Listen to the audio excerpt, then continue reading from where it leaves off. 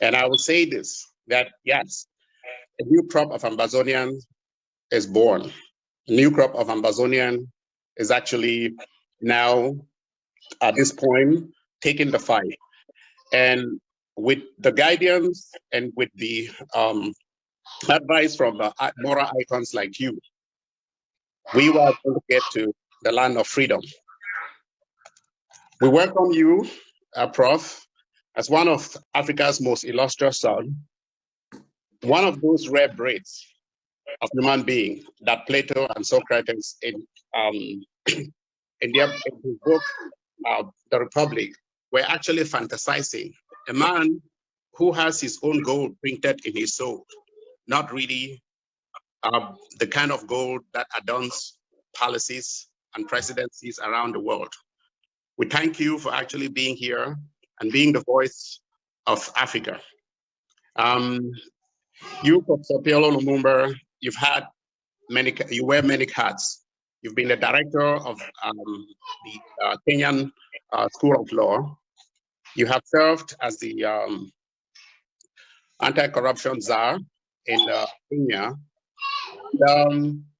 I think that for me, as I look up through you, and I've had this many years that I've been privileged to call you a friend, the one thing that really, actually, your biggest achievement, in my view, was being fired as the anti-corruption czar, because you actually, true to your form, when they appointed you, they did not know that you were going to go to to actually take your work to where that corruption started, and that is at the top. As the Italians always say, that a fish rots from the head.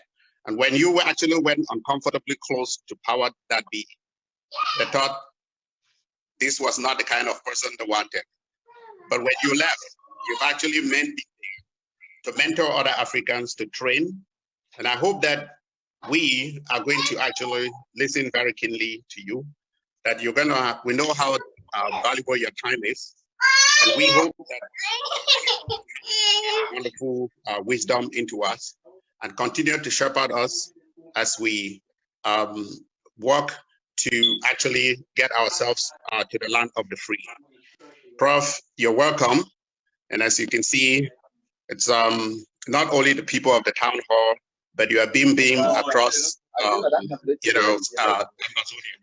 Thank you and welcome. And the floor is yours.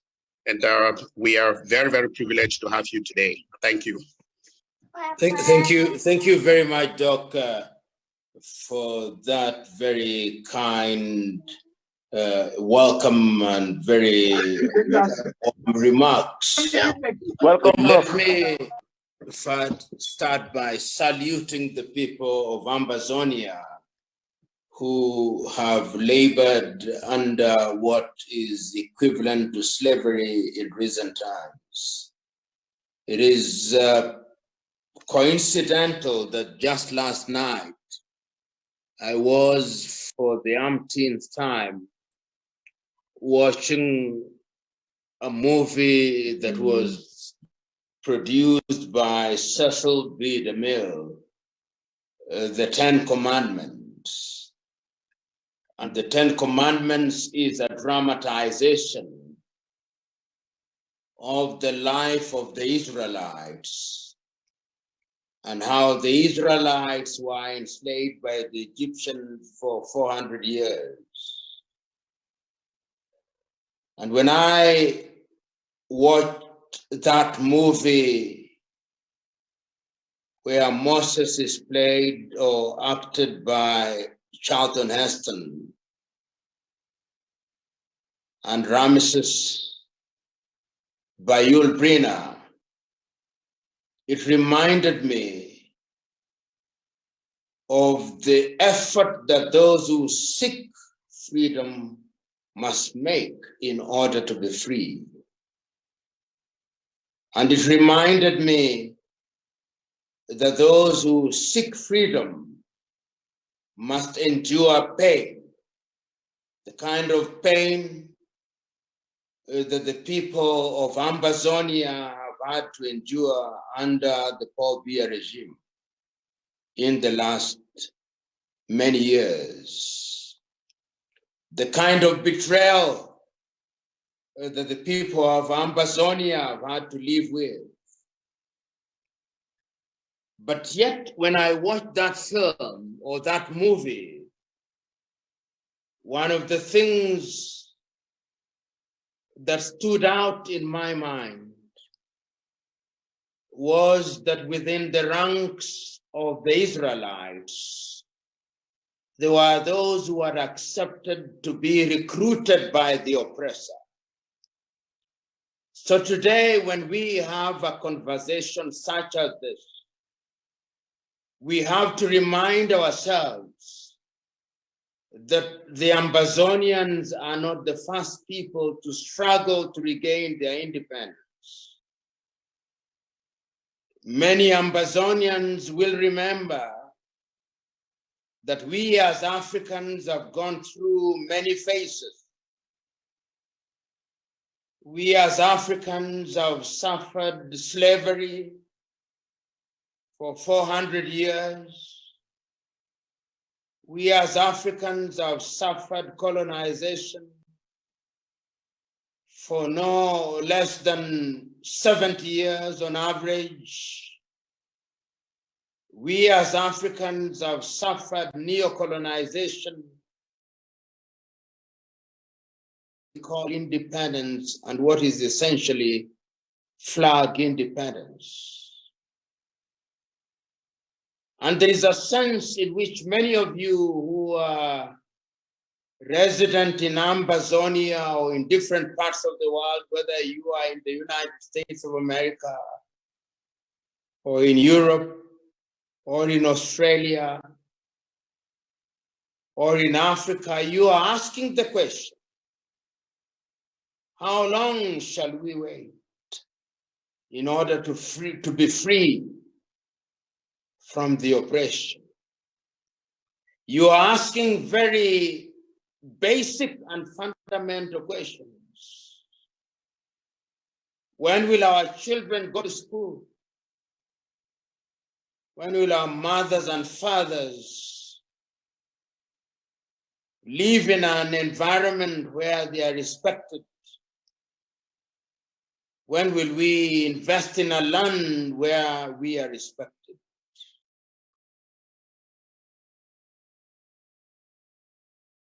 For those who want to intellectualize about them, they may write intellectual papers about them. For those who want to philosophize, they may write about philosophical papers. And those who may want to moralize, they may want to moralize about them. But those of you who live through these lives, you cannot afford the luxury of philosophization, intellectualization, or moralization. But you must borrow lessons from others who have gone before you. I remember as a young man, I was able to witness the struggles of different peoples in Africa. I was able to witness the struggle of the people of Mozambique and Angola when they tried to free themselves from the chains of the Portuguese. I was also able to see the struggle of the Namibians through Sam Nujoma when they wanted to free themselves from the apartheid South Africa. The struggle of the Southern Rhodesians, which is now Zimbabwe, when they were led at that time by Joshua Nkomo and Robert Mugabe, among others. And the struggle of the South Africans when they were led by Nelson Mandela, Oliver Tambo, and many others. This was during my own lifetime. It's not history that I've read. And I also remember the struggle of the Southern Sudanese led by John Garang Dimabior. And I can say confidently that when John Garang Dimabior was in Nairobi, Kenya, I served as an intern in the offices of the SPLM in Nairobi. All struggles go through different phases. And struggle is not for the faint-hearted. And there are those in Ambazonia who are in the front line. There are those who are exiled, who are living in different capitals of the world, who would have chosen to live in Yaoundé or in Douala or in Biao or in other parts as Ambazonians, and to visit Yaoundé and Douala because they are part of what we call Cameroon today, but they are in exile. There are those of your comrades who are in Nigeria, who are under the spotlight of the Biya regime, even as we speak. There are those of you who are in jail inside of Cameroon. The question is it that we can do in order to expedite the process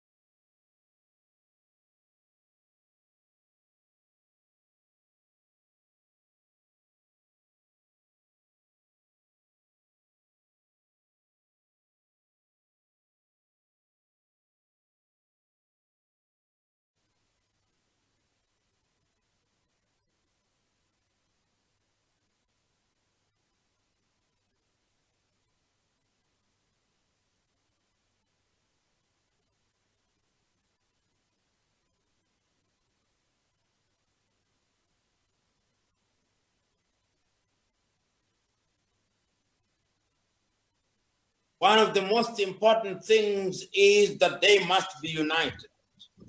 I've been reading this book, Umkhonto weSizwe, which is about the struggle of the African National Congress against the apartheid regime. And what I've learned about that struggle is that in order to immunize yourselves from the subterranean maneuvers of those who are oppressing you, is that you must unite. It's important that those of you who are in leadership positions, you must do that which is in the best interest of your organization. I remember so very vividly these very important and at once very important words of a great freedom fighter. He is not an African, an Indian, Mohandas Karamchand Gandhi, otherwise known as Mahatma Gandhi, said that the true leader is a reluctant leader. He who does not want to lead and who is compelled to lead, because he who is a reluctant leader, when he occupies a position of leadership, he becomes a servant leader. So today, when I'm asked to engage you Ambazonians in this town hall meeting, what I can do is simply to pose a number of uncomfortable and irritating questions so that you can think about them. And these are the questions that I want to pose both to the leadership and the followership in Ambazonia. Question number one: have you identified your enemy? And I think that you have. The enemy is a regime that is based in Yaoundé, a regime that is led by Paul Biya, a regime that is energized by France, a regime that does not believe in equality, a regime that does not believe in fairness. That is the enemy that confronts the Ambazonians. Question number 2 that we must pose and answer, having identified our enemy. Are we organized against our enemy? And the answer is that there is some form of organization around our struggle. And that organization is that we must confront the enemy with a singular voice and in unanimity. Question number 3. Having organized against our enemy, have we marshaled our resources so that our resources are directed in the direction of ensuring that we achieve our goal? Which brings me to question number 4. Have we identified our goal? Having identified our enemy, having organized ourselves, when we identify our goal, what is our goal? And our goal, if it is liberating our people, which brings me to question number 5. Have we, in the nature of things, recruited our people so that our people are fighting with us in the same direction? As Chairman Mao used to say in 1949, those who are fighting must ensure that they recruit their people, and the people are fighting in the same direction as they are. Are the people with us? Question number 6. Do we speak with one voice, or we have many voices and we are sending confusing and conflicting messages so that the enemy can enter within our ranks and they can divide us? Question number 7. Have we subordinated our personal interest to the larger interest of the people of Ambazonia so that we see ourselves, those of us who happen to be in positions of leadership, do we see ourselves as servants or masters, and our only aim is to replace the beers without changing the equation? Question number 8. How are we using the human resources that we have, whether they are based inside of Ambazonia or outside of Ambazonia? Question number 9.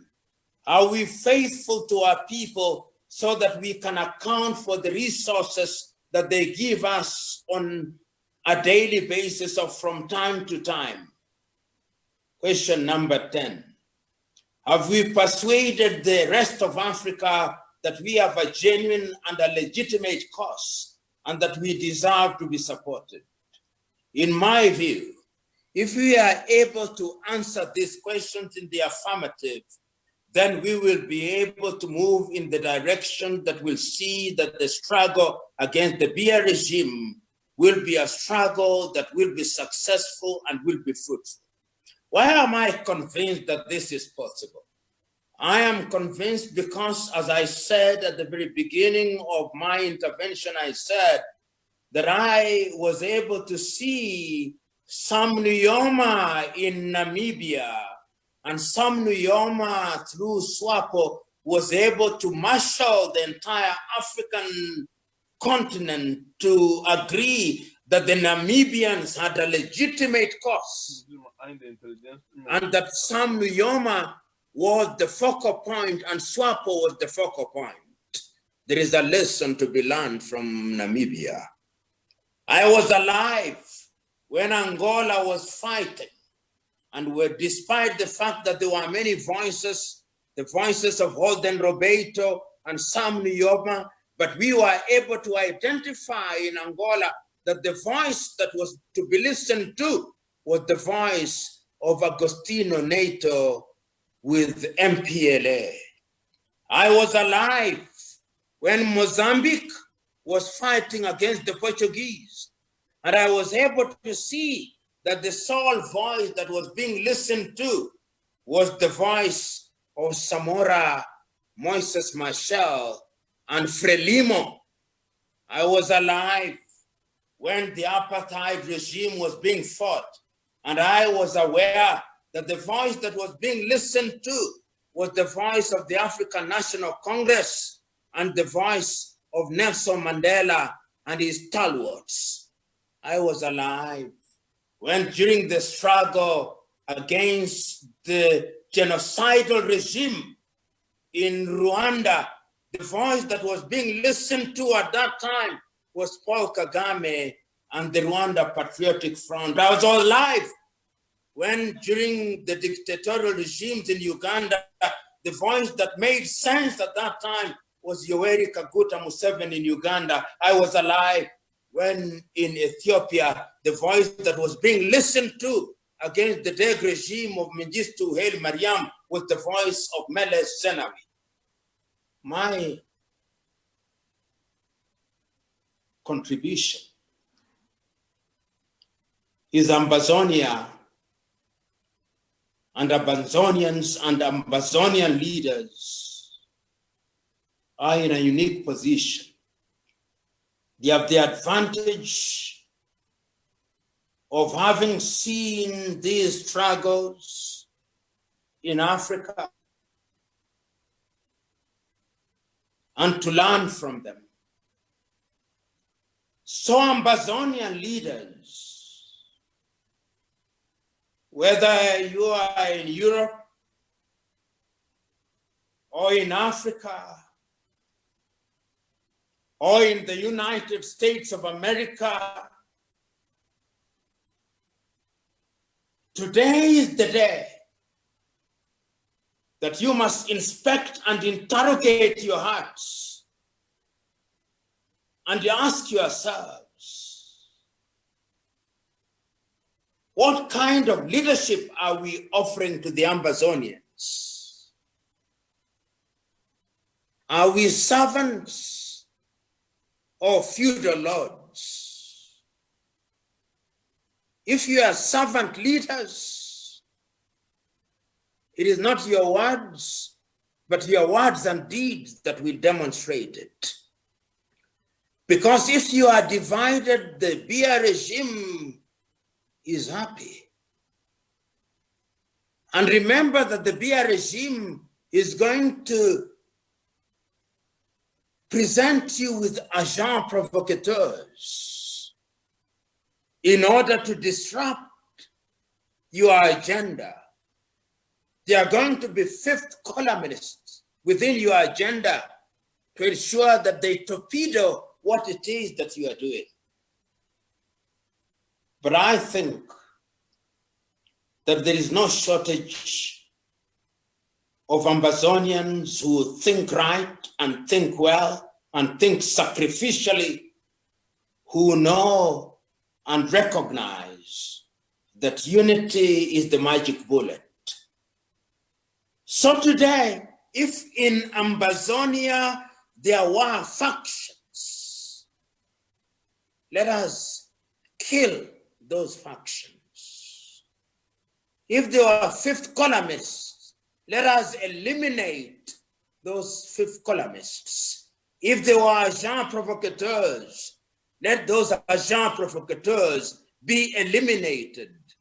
Let us agree that we have a common enemy, and that common enemy is an enemy which is based in Yaoundé, whose only claim to fame is the continued and continual oppression of the people of Ambazonia. And the beauty of Ambazonia is that we know it. And I need not teach the Ambazonian the history of Ambazonia. We know the kind of arrangement that Amadou Ahidjo entered into in those early days. And we know how those agreements were torpedoed. So going forward, my fellow Cameroonians and my fellow Ambazonians, and I use the word Cameroonians and Ambazonians deliberately, so that those who are in La République may know. Yeah. Actual safety not only requires but demands that they recognize their counterparts in Ambazonia. I have no doubt in my mind that we can achieve it, and we can achieve it through unity, through focus, through dedication, through sacrifice, and by recruitment of men and women such as myself, who without being Ambazonian has taken a solemn vow that we must fight for the sake of Ambazonia. It will be well with you, and I have no doubt that we can achieve it. All right. If we fight as one unit. God bless you. Bless you too. Thank you.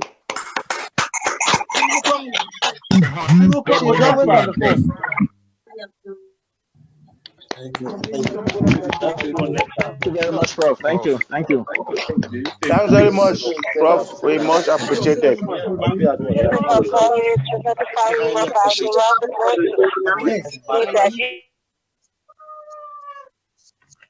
So while Prof was talking, we had some questions that came in, and I think the moderator would want to read some out for us. Thanks again, Prof, for making the time this late in Nairobi to prepare.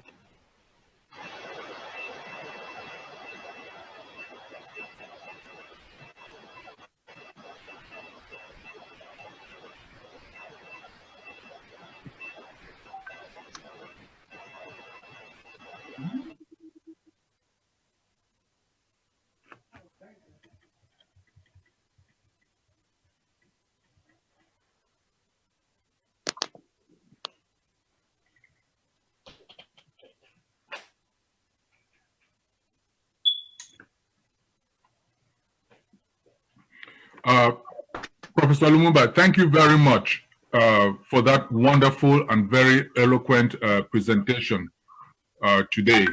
We thank you for sacrificing and making the time for us.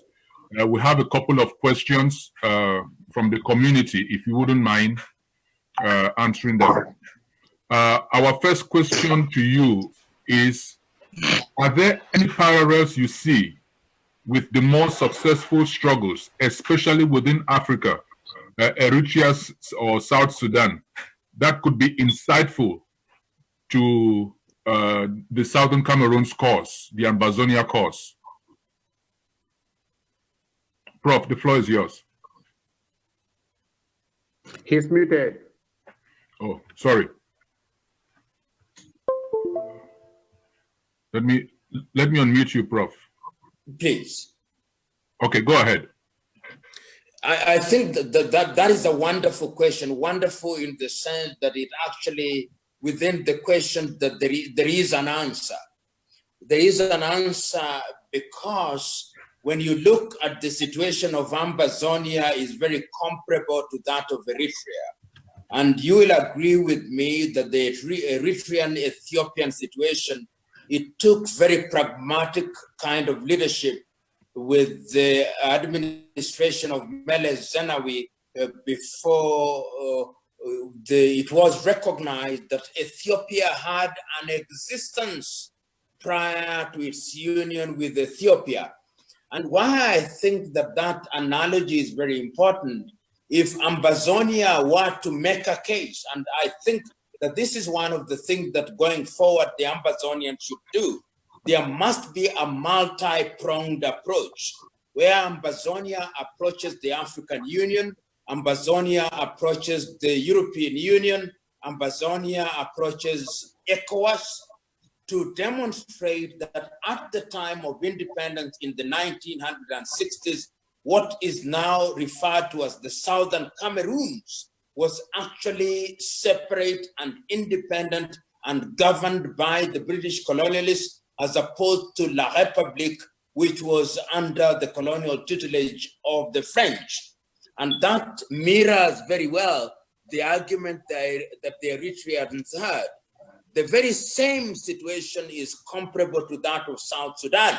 We all remember that in 1956, when what was then known as Sudan regained her independence, the two territories were governed as separate and distinct. And it's only on the eve of independence that they were put together for very diabolical reasons. The British did not want it to work.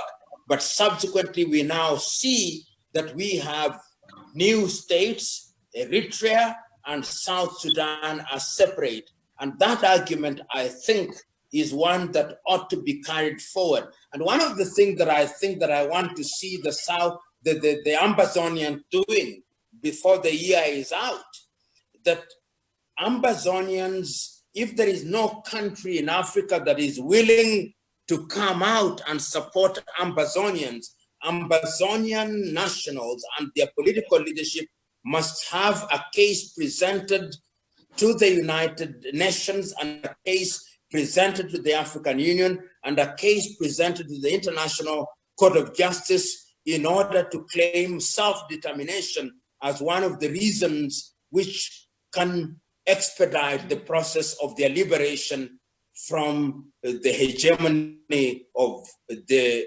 French-backed La République.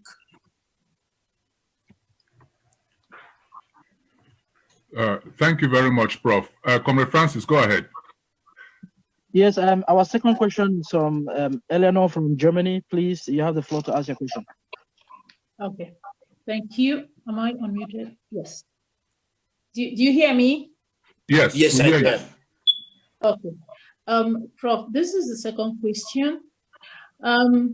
Delays in achieving independence can often stem from disunity and the unwitting collaboration of the oppressed with the oppressor. Using Chief Buthelezi in South Africa and Joshua Nkomo in Southern Rhodesia, what are the signs of collaboration with the enemy? You know what? And you ask a fantastic question. And the question allowed me to be a little bit, to introduce this imagery. When you want to catch, to catch fish, you go into the lake or into the river. And when you want to get people who are in the movement, you go into the movement itself. And what people like Paul Biya and the French do, if they want to destabilize Ambazonia, they go within the leadership of Ambazonia. And they recruit people who are within Ambazonia. We saw that in the Congo when the man for whom I am named, Patrice Lumumba, had been elected as the prime minister of Congo. Who did they recruit? They did not recruit white men. They recruited Joseph Kasavubu and recruited Joseph Desire Mobutu. So one of the things that Ambazonians must guard against is disunity. Freedom is delayed when people who are freedom fighters are recruited by the slave master. We saw that, and we have seen that in Frelimo, in Mozambique, when Samora Moises Machel and Joaquim Chissano were fighting against the Portuguese. They recruited Alphonse Jacama and formed a political party called Renamo, which is still active today. In Angola, what they did is to recruit Jonas Malheiro Savimbi in order to fight against Agostinho Neto. And we have seen that in different countries, that they recruit individuals within a country in order to delay and to defeat the struggle. You have already given the example of Rhodesia or Zimbabwe. Nkomo was not in that particular category, but the people that they recruited were Nambaningi Sitole.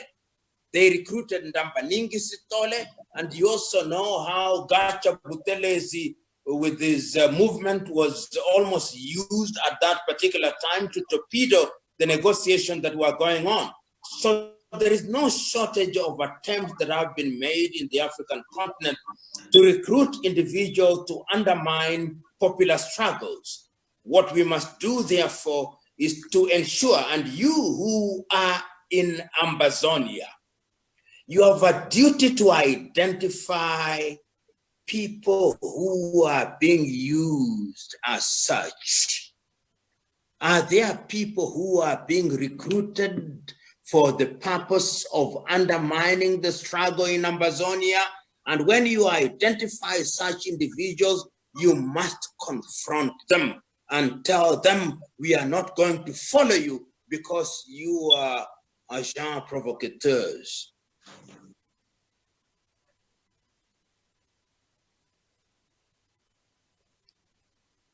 Thank you, Prof.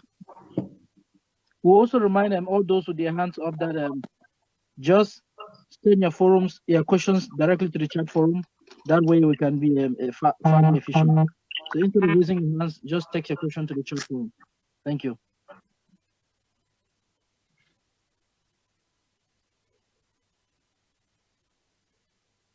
I believe Comrade Eleanor had a third question.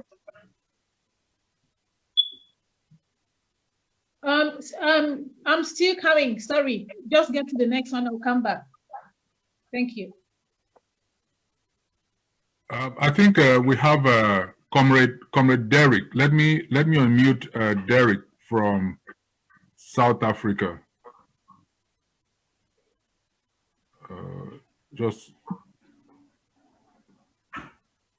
I'm trying to find him on the thing. Derek, can you unmute yourself?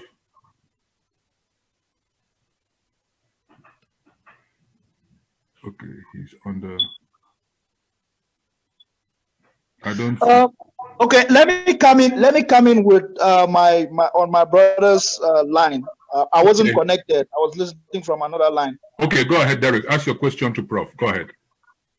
Okay, all right. Thank you so much, Prof, for the talk. I really appreciate. I have a question here. You talked about taking the case to the ICJ, and we know that the ICJ take cases from countries. How do we go about getting the case to the ICJ in that case? With your legal background, and obviously I know that you should know the process. Thank you, Derek. You know, I hear you perfectly, but the ICJ has this very restrictive jurisdiction about countries being the correct parties to commence a case. But if the Ambazonians have tried to get an African country to take their case forward, and there is no such African country because there is camaraderie within the African Union, an argument can be made that indeed Southern Cameroons existed as a country before it was merged with what is now called La République to create the Cameroons. And sometimes you take cases to courts, not that you may get a favorable judgment, but you do so that you may give it the kind of visibility that it needs, so that even if the case were to fail on the question of lack of capacity of competence or jurisdiction, a case will have been made.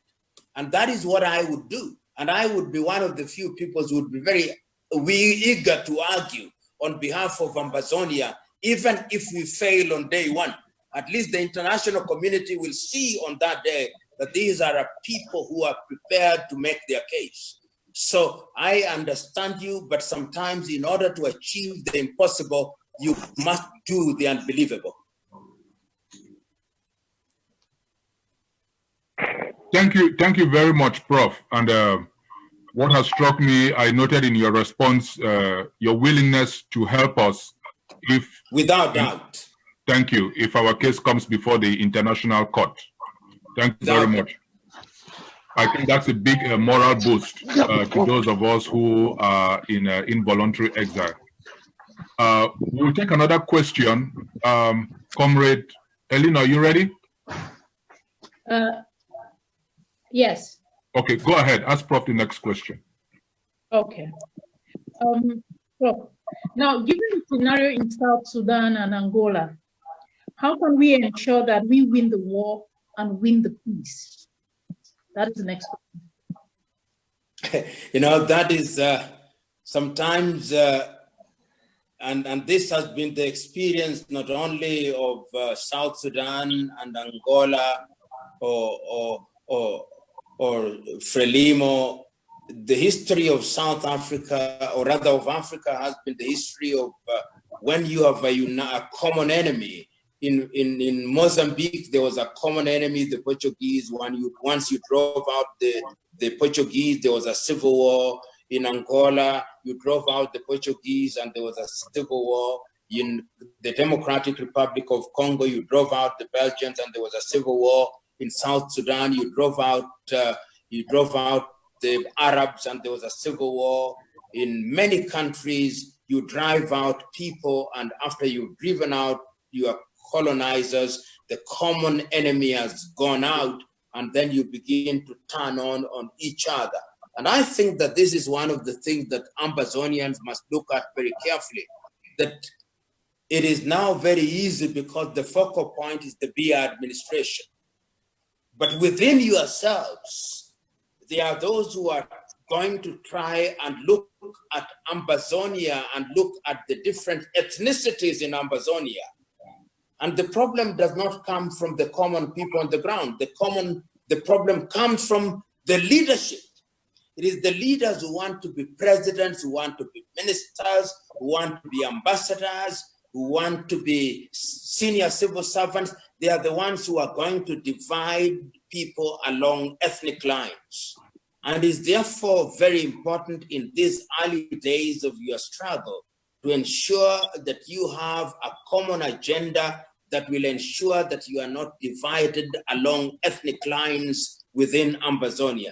And the best person to learn from in Africa in this regard, how to immunize yourselves against ethnicity, is Julius Kambarage Nyerere of Tanzania.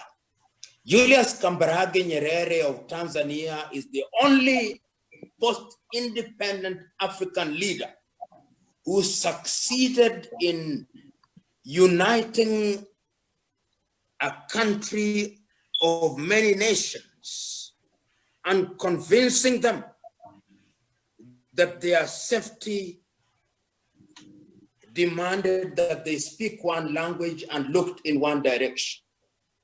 So my answer to you, this is the time not to treat your leaders, because the problem that we have with many African countries is that even before we gain our independence, we begin to treat our leaders like demigods. And when you treat your leaders like demigods, they begin to think that they are gods, and they behave like gods. And when they behave like gods, then they tell you what to do and you don't question them. So going forward, my prescription is that you must have dispute resolution mechanisms which ensure that when leaders are going astray, they can be called to order. And in post-independence Africa, I think there are two political parties that have demonstrated that leaders can be called to order. The African National Congress in South Africa has demonstrated that when leaders go astray, they can be called to order. ZANU-PF in Zimbabwe has also demonstrated that when leaders go astray, they can be brought to order. That is the kind of structure that you can borrow. But of course, when you borrow from other people, you've got to ensure that you customize it in a manner that is informed by your unique circumstances in Ambazonia.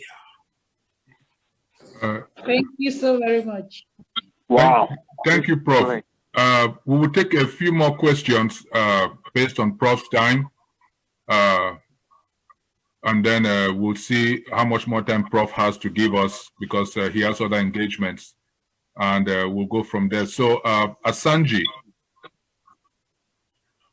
are you there? Yes, I'm here. Can you hear me? Yes. Ask Prof your question. All right. Thank you. Thank you, moderator, for the opportunity. First of all, I want to say, Prof, you are a mentor to millions and millions of us. Thank you. And in this particular occasion, as an Ambazonian, I feel very privileged to have you. Every time you speak, you kind of stir that spirit of Africanism in me and the spirit of a true human being that cares for one another. So I'm very grateful. I thank you for all your words. Now, my question goes to your 10 points, your number 10 question. The number 10 question that we asked was about Ambazonians should make sure their plight must have gotten to every African nation before the end of this year. My question to you is, what advice would you give our leaders today? What advice can you give us such that we can better, get our ideas to every other African country that is out there? Since all of us know very well that all of these countries have puppets, controlling everything. They will not even allow us to move or to even, spread our information around their nations. Comrade, ask a question so that Prof can answer. I think I've gotten the question. Some of the questions that are being asked are matters of strategy, and some of you are warriors and war generals. A good war general does not reveal their war strategies to an enemy. Some of the things that you are asking, and in terms of strategy and implementation, are things that are better not exposed on a forum such as this. I have ideas that I can share with your leadership outside of a forum such as this in terms of ensuring that you communicate your messages to African leaders and different parts of the world in a diplomatic way. And I think that that can be done, but you can see that I'm a little bit reluctant to answer that question to its full effect, because if you disclose everything, then your enemy is forewarned and therefore forearmed, and that doesn't help your cause. Thank you very much. I think I understand completely. Thank you. Yes.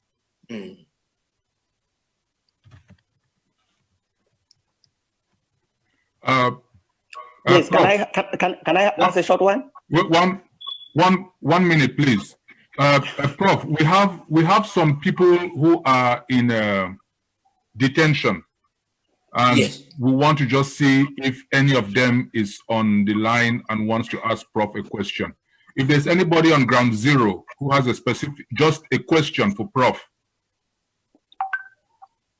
Ground zero, are you there? Doctor, point of order. Can I just No, Eric, no. Okay. We want ground zero. Okay. Okay, it looks like nobody from ground zero is. I came first. I wanted to ask just a short one. Ground zero. In ground one as well. Okay, ground one. We'll take one question from ground one. Go ahead, ground one. All right. I don't know if I can. Question. Just your question, no comments. All right.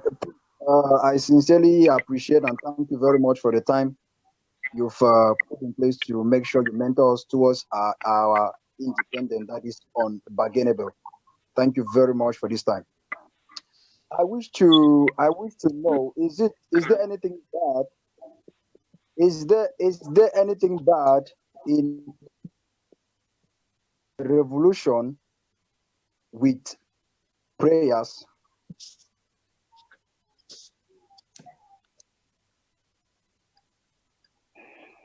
Prof, I hope you got his question. We have a network problem with Nigeria. It's in Nigeria. You know, for those who are spiritually inclined, and many of us are, a revolution must always have a spiritual and practical dimension. And it is not lost to me that I started my own conversation with a movie that I was only watching yesterday, The 10 Commandments by Cecil B. DeMille, which dramatizes the life of the Israelites. The Israelites were not simply engaged in praying and fasting, but there was actual action, there was warfare, there was actual activity. So in as much as we pray, there is a sense in which we must also act, because God is in the business of helping those who are doing things for themselves. That is why we are created in his own image. So prayer and fasting alone is not going to solve our problems. We must, in the nature of things, engage in activities. And those of us, whether we are Hindus or whether we are Christians or Muslims, throughout all those books, even the people who are favored of God engaged in battle where lives were lost. And that is the way of it. We may want to preserve our lives, but as they say in Kiswahili, those who want peace must be prepared for war. That is the reality of things. Thank you. I think we have Don. Is it? No, Eric, sorry. Me, I wanted to ask a question before Eric came. No, my question will just be 30 seconds. I just want to ask Prof very quickly that Doctor, thank you. We're in a revolution and we have had this issue. My concern, because Prof is one of those leaders in the world who fights corruption. Remember that you were sacked from the Anti-Corruption Commission of your country within the shortest period possible because of the way you staged the fight against corruption and you were not loved. In our case, we have raised money, which you know you must be aware about my trip to Bola MTV. We raised money over close to $1 million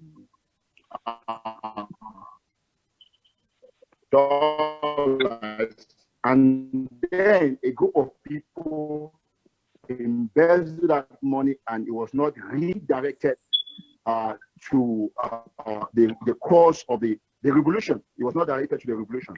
Prof, do you think that let these people jail because they had money meant for the war of independence? Do we just leave them and say we get to Boya before we prosecute them, or we still have them available right now? As I said, and I know who is speaking is my friend. This is a book I'm showing. I hope it's not showing on the upside down. No. This is a book. Is a book about the struggle of the ANC. It's called Umkhonto Wesizwe.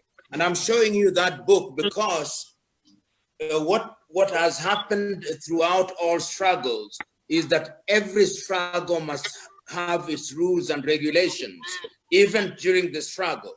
And if people engage in activities which are not in the best interest of the struggle, there must be ways and means of punishing those individuals, even during the struggle. Because, and I hear you, I know, for example, that there are those Ambazonians who are resident in Europe or America and in different parts of the world who are possibly sending money to people who are in ground zero. And some individuals expect that when $1 million, for example, is raised in the United States of America or in Europe, it is used and accounted for properly to the cent. If it is not accounted for to the cent, there should be rules and regulations which govern how individuals who engage in that kind of impropriety are dealt with.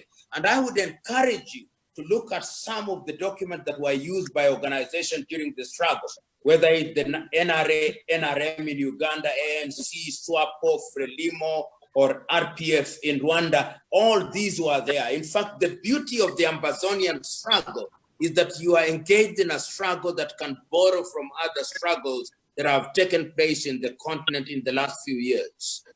But the other thing is We must not allow such things to torpedo the struggle. We must not lose sight of the elephant because we are pursuing the squirrel.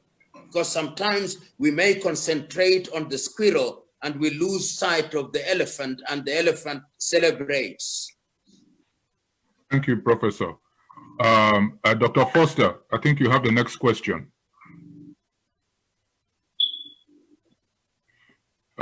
If Dr. Foster is not ready.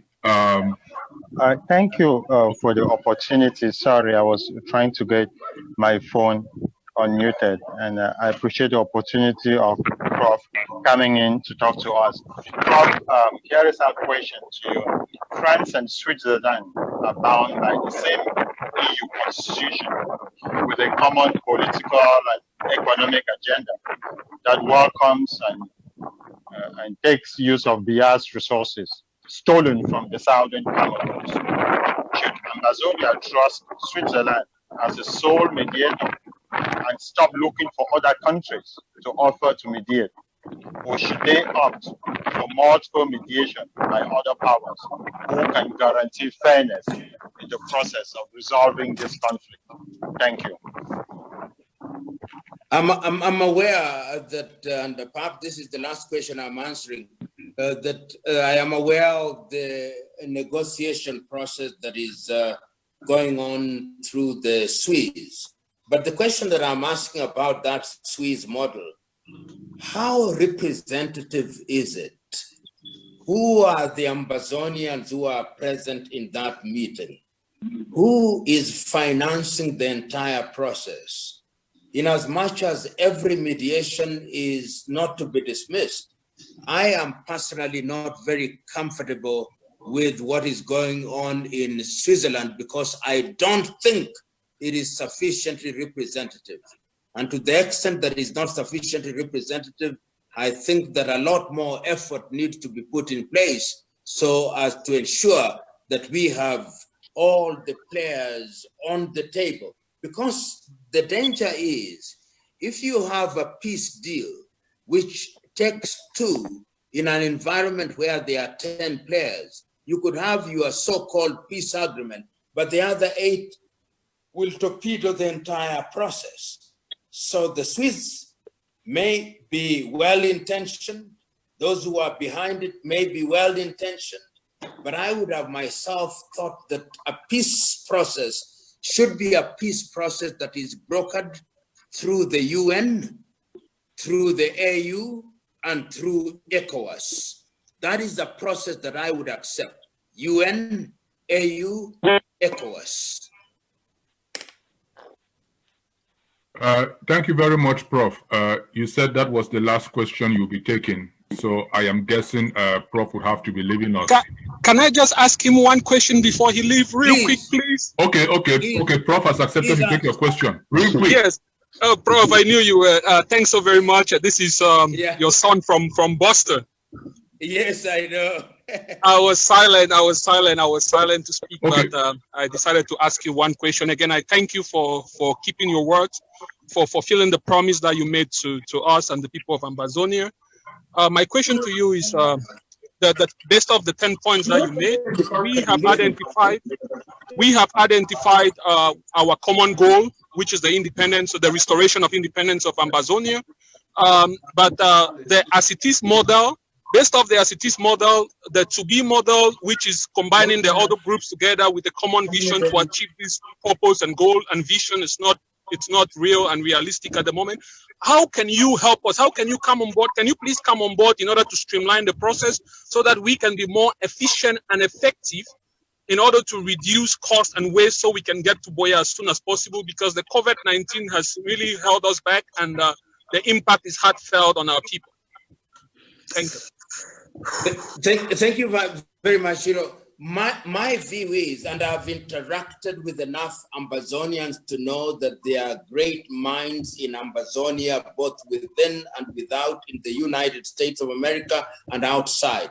And I have no doubt that before you invite outsiders, it is incumbent upon the Ambazonians themselves to organize so that when you invite people like myself who are outsiders, you speak with one voice. And when we come in, we are not seen as recruits of factions. If you are united and you are speaking with one voice, and we come in with our ideas to augment you, then we will be playing a critical role.